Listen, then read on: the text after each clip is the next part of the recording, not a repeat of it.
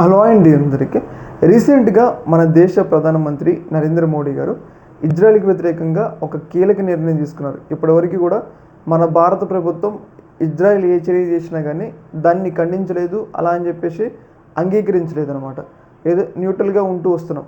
Gaza మీద దాడి చేసినా కానీ, అలాగే ఇరాన్ మీద దాడి చేసినా కానీ, ఎవరి మీద దాడి చేసినా కానీ ఇజ్రాయెల్ చేసిన పని మాత్రం మనం ఖండించలేదు అనమాట. కానీ మొదటిసారి మన భారత ప్రభుత్వం నరేంద్ర మోడీ గారు ఇజ్రాయెల్ని ఖండించారనమాట.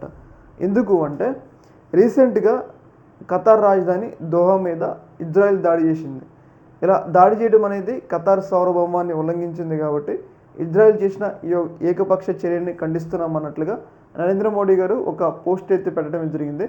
India condemns the violation of the sovereignty of the brotherly state of the Qatar. అంటే నరేంద్ర మోడీ గారు క్లియర్గా చెప్పారు, ఏదైతే ఇజ్రాయెల్ ఖతార్ సార్వభౌమాన్ని ఉల్లంఘించింది, దీన్ని మేము ఖండిస్తున్నాం అన్నట్లుగా. అయితే ఎందుకు నరేంద్ర మోడీ గారు ఖతార్కి ఇంత అండగా నిలబడ్డారు? మనం చూసుకున్నట్లయితే మనకి ఇజ్రాయెల్కి మంచి సంబంధాలు ఉన్నాయి, డిఫెన్స్లో కూడా చాలా కోఆపరేషన్ ఉంది.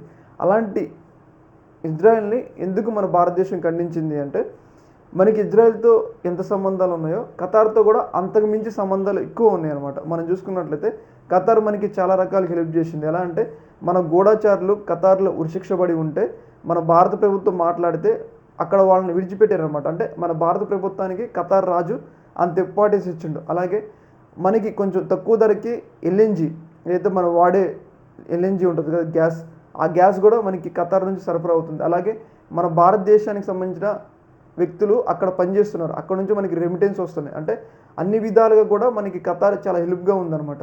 అలాంటిది ఖతార్ మనకి ఇంత ఇంపార్టెంట్ కలిగిన దేశం కాబట్టి, ఏదైతే ఇజ్రాయెల్ మనకి మిత్రదేశం అయినా కానీ ఖతార్ కూడా మనకి మిత్రదేశం కాబట్టి ఏదైతే ఇజ్రాయెల్ పేరు తీయకుండా నరేంద్ర మోడీ గారు ఈ చర్యని ఖండించినట్లయితే మనకైతే అర్థమవుతుంది అనమాట. ఏదేమైనా కానీ